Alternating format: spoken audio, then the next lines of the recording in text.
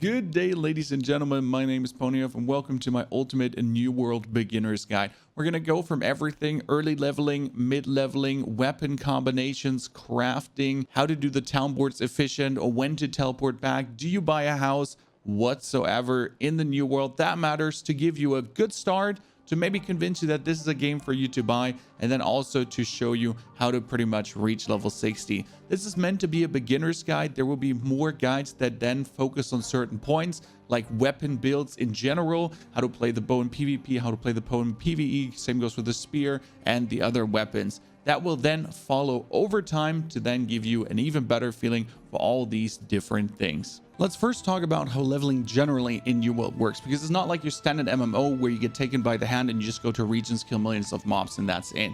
In this MMO in New World, you actually have four different things. You have your main story that leads you along the line to a certain point to get a staff that you need to enter dungeons or do corruption breaches. And it also gives you an amazing amount of XP plus Azes to then refill your Azes in case you ran out of it to fast travel. There are side missions too from town to town that give you cool boxes with cool loot, money, and also some Azes to always be able to fast travel. Then there are faction quests. Faction quests you get from level 10 on when you join the Marauders, Covenant, or Syndicate, and then you can go here and always check the faction board. They do give you reputation, so you can level up for your faction and get higher quality gear. Obviously, the higher quality gear is keyed to certain levels, 25, 35, and the very beginning one on level 15. And you also get your faction points, the tokens, where you can then buy things with. When you leave town, you always want to activate the top 3. These quests also scale with your level. So these are now roughly around level 25 because that is what the region maximum has to offer. But at the beginning, you get like level 10 ones, 11, 12, 30, and so on. And you can easily then do them. And it has a refresh of 5 minutes. So if you don't like one of them, you just cancel it, get the new one. There are also PvP quests that give you more reputation and tokens.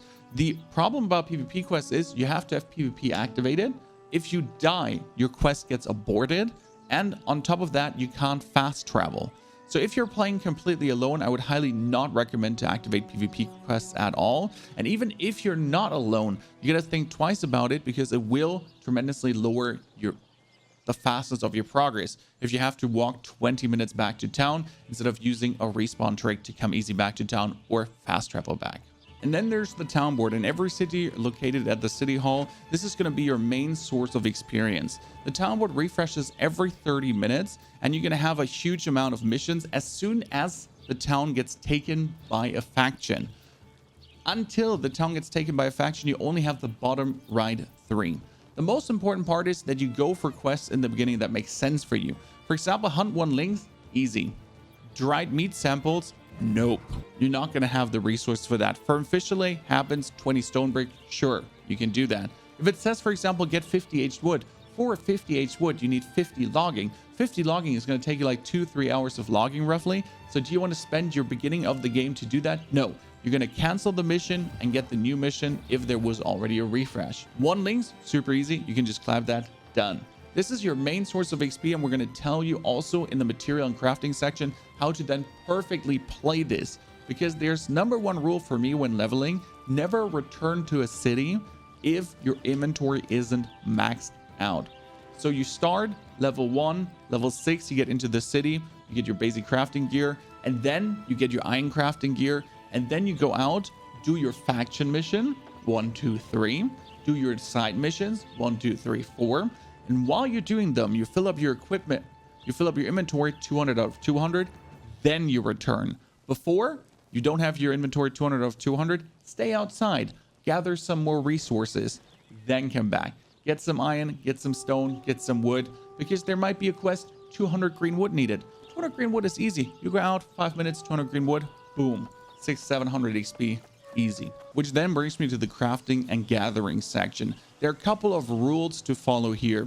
Rule number 1, you get into the world, you build yourself every single flint tool. You'll be able to do that in the very beginning, and you're going to just get yourself everything made out of flint straight away. No questions asked. Mining, sickle, logging axe, and the skinning knife. And then before you enter town the first time, you already tried to find an iron deposit. There's something called the New World Fans map, and there's a New World map which is currently bugged that can show you all the resources. For example, if you're starting in first line, you already have around this area in the very beginning couple of iron sources. These two are easy to achieve. So you're starting here, you do your quest, you get everything out of flint.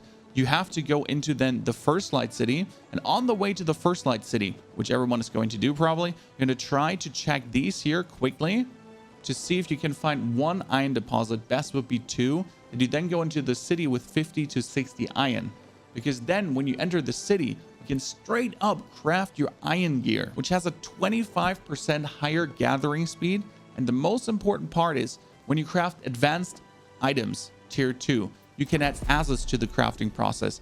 In the beginning, you will be reluctant to actually use this, but look at this. Perk 1, 0 chance. Perk 2, very high chance. Not only do you get a chance to actually make this straight up a green item. If I do this normal, it's not going to be a green item. If I add Azoth to it, it's most likely going to be a green item that also has a faster gathering speed. And here, plus 10% cast distance during daytime. It's faster gathering, it's gathering resources, it's getting more gathering XP, you can get rare resources better. So it's really good to do this straight away. And also green gathering gear can be sold better in the player-to-player auction house. That was one of the more important things at first, but the most important thing to do when you're gathering resources is leave them basic.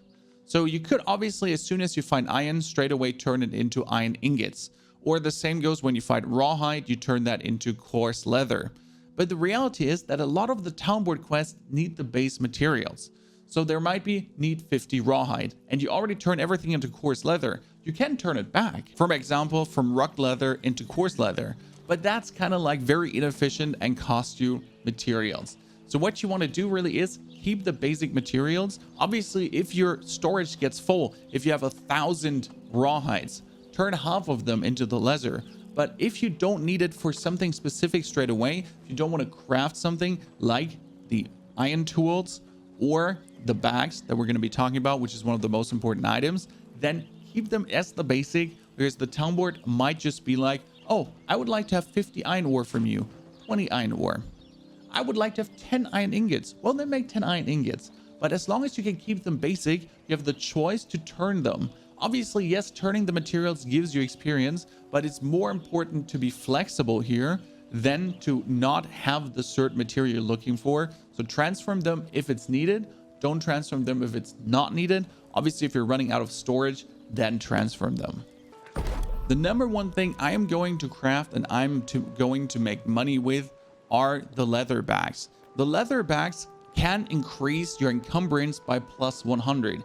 In the end, you'll be able to wear 3 of these and you'll get more rare runs of them. For example, this one can increase it by 150. Not only are these amazing, and you can also put stats on them, like that they carry more ammunition, that they have a higher magic find. No, you can also craft them with a 0 armoring skill. That means you actually don't have to level up armoring. You'll need some coarse leather for that. You'll need some linen for that and some iron ingots. And the most important part is you need a minor rune of holding. The minor rune of holding you get from your Questin man. Obviously, the minor rune of holding costs 250 gold, but only 1,000 points. 1,000 points are relatively quick achieved, and then with these 1,000 points in the minor rune of holding, you can make it back straight away. And that is very important in the beginning to get this, because then you have 300 out of 300 encumbrance, and you can pick up 100 materials more to have more materials to do more town board to then craft more. Very simple. So you straight away just generally have more resources that you can also funnel into the auction house to make more money. Because the most important part is that these minor runes of holding, these bags, especially when you craft them with Azoth in the beginning, don't be scared to use the Azoth for this, because you can craft a bag that has more encumbrance, that gives you lighter lumber carry, that gives you bonus magic item find straight away. And these bags can be sold in the auction house. The first one, 1,000 gold.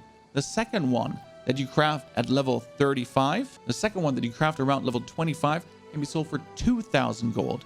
And then there's a third one, which is a greater rune of holding, costs already 1,000 gold to buy, can be sold for up to 5,000 gold in the auction house. That is a great money-making scheme that I'll follow, because a lot of people, they don't want to spend your time with the crafting, but they want the bonus carry. Let's wrap the leveling quickly up again. You have the town board, the faction quests, side missions, main missions. When you go out, never return if your inventory is not 200 out of 200. And one very important part is, let's say you're here and you have a quest down here. You have 2 choices after you're done. Also very important. Let's say you start in first line and you have a quest all the way up here, which you will get. You have 2 choices.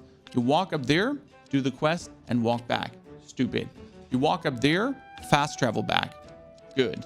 If you can't fast travel back because it's on cooldown every hour, what you're going to do, you're going to walk up here, either die or go for escape and respawn, or type in the slash respawn, and it'll allow you to respawn to your closest city. So you could just be up here and then respawn straight up on first line. You will take some damage to your armor, but repairing your armor is very low cost, and especially you exchange your armor constantly. New armor, new armor, new armor. Also, how would now one run look like? Because you could have a quest here, here, and then you could have 2 quests up here. So what I would essentially do is I would start in first line, walk up here because there's always hemp, get this, then go here, there's iron, walk straight up, check, do my quest that I have here, then take this route up here, there's iron there, and there's iron here too. So while I'm then walking to my next quest, which might be here at that pond, I pick up all the iron, walk down, there's oil, which is also needed for quests. There's river crest, which you need for potions. Then you can do the quest, do 1-2 fishings because here's a fishing hotspot. Walk up here because there's a quest here too often that you get. There's iron around this corner. Do this. Then you could go a little bit further up here because there's a lot of hemp around this river's hemp. And then after you've done that and you're 200, you would teleport back, hand in 6-7 quests, do the town board, put your materials into your storage, pick up the same quest, pick up new faction quests, higher level faction quests, new side missions, and then do the same. Walk slowly up, follow the same route, pretty much. Get your resources that are there, kill some animals in between, get some hides, get some trees, get some everythings. And that would be a normal quest run. The cool thing is, as soon as you have this done, you might also hit up Windsward. And in Windsward, if you buy yourself, for example, a house there, a house has a 4-hour recall. So every 4 hours you can recall back to it. But for 45 Azes, you can reset that. So what you essentially could do is, you could do your quest run, do everything, go to Windsward, play the town board there, teleport back to first line, do the town board there, and then essentially, if you have a house somewhere else or your key somewhere else, you could then spread that from walking here to teleporting back here to teleporting to your house to play the 3rd town board, to then walk again, do your quest that you have, materials, port to all 3 towns again, play all 3 town boards, maximum XP. That's why buying a house is very important. What I, for example, I have my house in first line. I have my house in Cutlass Keys because down here is an insane good resource route too. And then I teleport always back to Weaver's Fen. In Weaver's Fen, there's my inn right now. I have a resource run that goes from here, here. Do the quests, you know, go here, do these 3 quests, gather iron, hemp, iron. Then I walk back, hand that all into the town board, do 6-7 town board quests, teleport back with all the materials in my bag to first line, do the same there, teleport with all the materials in my bag, do the same here, then recall back to the inn, do more quests, get more faction points, get more gold, frequent the auction house, buy me cooler stuff, play dungeons, level up. And I've been getting level 60 in roughly 80 hours. And I think with optimizing, you can do 60 in 60 hours. And while doing that, had tremendous fun. Now let's talk about weapon choices and then armor levels, because those are really 2 important things that armor level wise, I did wrong until I learned more. Weapon choices, you have a whole new world and variety of things to go for. Most important thing to learn is you can do everything. As you can see, I've dabbled with everything a little bit, but mainly it is spear and bow for me. Why did I choose, for example, spear and bow? Because spear scales with dex and strength, whereas bow scales with dex. So I have 2 weapons that scale off each other straight away. There's also some tricks how you can even make your weapon stronger with other stats that we'll come to. generally it's good to take complementary items. So you could go for musket, which does dex and intelligence, and you could pair the musket with a rapier, which also does dex and intelligence scale, whereas the hatchet goes for strength and dex, and the hatchet can be paired together with the musket or with anything of the big hammers that only scale with strengths straight away. So one hand into two hand, doesn't always have to be ranged. Also, the sword and shield, strength and dex, works together with any kind of casting equipment, but also musket also scales with dex straight away. Then, interestingly enough, since the rapier scales with dex and int, it can also be easily played with the fire staff or with the ice gauntlet, which also scale with int. Now comes though a very interesting trick. For example, you have the life staff, which scales with focus, or you have the fire staff, which scales with int. You could, for example, take a hammer like I have here, the Arboreal Lazarus Watcher Warhammer the Artificer. It has a gem in that increases the damage by 30%, that converts 30% of your damage to nature. And this damage scales off base weapon stat or focus, whichever is higher. And that is very interesting if you look at the fact that if you play this hammer together with a life staff, and the life staff scales off focus to heal the most. So if you now had 300 focus, you would have insane heals. But at the same time, that nature damage from your hammer would insanely hardcore scale with your focus that is super far pumped up. And in that aspect, you could then do insane damage as a healer with your axe. It's actually quite a popular build. The same goes for fire staff and ice gauntlet. You could take a spear and you could put a void gem in, which allows your spear to then have 30% damage converted to void, and that could scale off int. So you wouldn't really have dex, because dex wouldn't be your main damage giver. You would have int on 300, which gives you 30% damage on first hit on full health target. And then your spear would actually scale insanely on the int and do huge amounts of void damage instead of thrust damage. So it's not necessarily that you have to take complementary gear that works together with each other. You could also find a second way to do it smart, to run around it and get other weapons boosted with the second class, which is super fun. As you're then leveling up your equipment, you do get a thesaurus of skills. You can only take 3 of them, obviously, but you can always respec that, and it only costs you Azoth. If you're at 0 Azoth, you just do corruption breaches, and in 1 hour you could get it 1,000 easily again. So it's not really hard to get that up. You're never gonna run out of it, more or less, and you always can get it back up, especially if you do dungeons, you pump it up too. Most important thing to learn is there are PvP and PvE skills.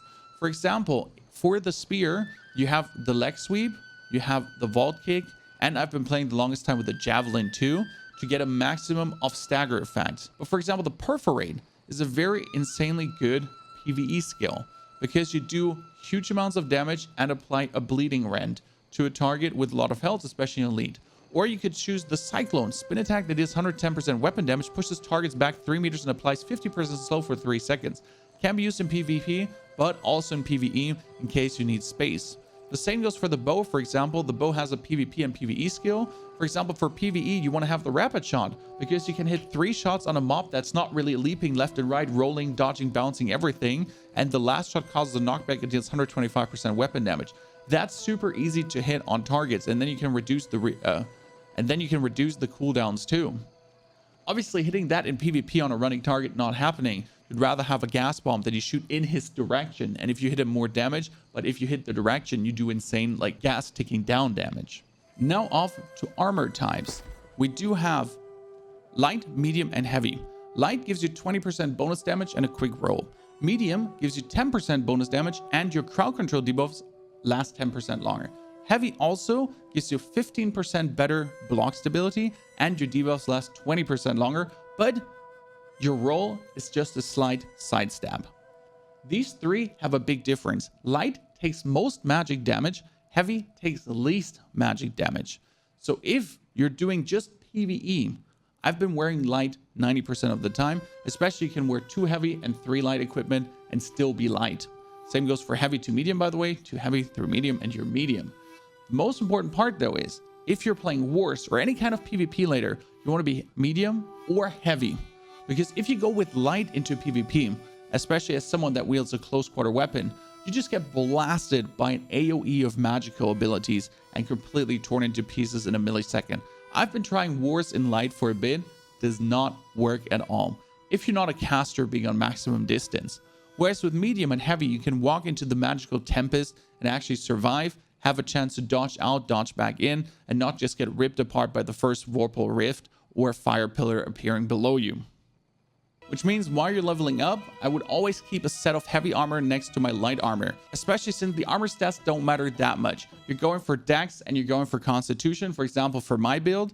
And then if I have some gear, some heavy gear that has good dex const, I'll just take it with me and I'll store it in my storage. And if I would get invited for a war or sign up for a war and get in, I would then put on my heavy gear. So it doesn't hurt to have some good ones just lying around that you could substitute in. Or if you want to play heavy the whole time, by all means, you're good to go. And no, you don't move slower when you have heavy, that you move the same speed with heavy, light, and medium. Also, there's a system of gear score in this game, and they also have a watermark system. This is very important because right now, I, for example, have 467 gear score on my gloves.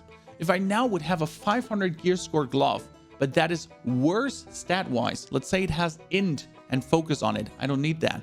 You would still equip it one single time and then throw it away. The game still thinks then your glove is 500 gear score. So it might not display here that your gear score is higher, but what it will still have a watermark made that your gear score is higher. So no matter what item you find, no matter how good it is, if you're not planning to sell it in the auction house because it's blue or epic, over equip it over what you currently have to higher your gear score for the system. The higher your gear score is, the better gear can actually drop. The lower your gear score is, the lower gear score items drop. Watermarking system. Kind of weird, but that is how it works. Ladies and gentlemen, that was the beginner's guide to really tell you how the game has started, how we have begun, how we have wrapped up everything together. You can do this from level 1 to 60. There's also corruption breaches and dungeons, obviously, that you can do in between to then bring some different flavors to what you're doing. Also with corruption breaches, you can actually level up quite nicely at certain aspects, like from level 25 to 30, but that is matter for further videos. So far, that would be it to start the game, to progress in the game, how you could get level 60, just to give you a basic idea to what are your options, what could you be doing, which mistakes to pretty much avoid. If you have any topics that you would like to have in-depth covered, drop it in the comments below. We'll make a whole video on that one topic or wrap multiple together. But whatever you're interested in, whatever you would like to see, we can make something on it. We've gathered now all the knowledge throughout the whole beta to then make your stay in Eternum more amazing, to make you avoid some mistakes that I did. It took me 85 hours to get level 60 with this, and I could have done it in 65 hours with a little bit of more min-maxing if I didn't do the beginner mistakes that I did and that I then avoided with the tactics I applied later on. There will be more New World guides coming, ladies and gentlemen. Don't forget to subscribe to find your way back for more. Thanks for also watching this additional to my Warzone content. I wish you a fantastic good day and see you in the next video.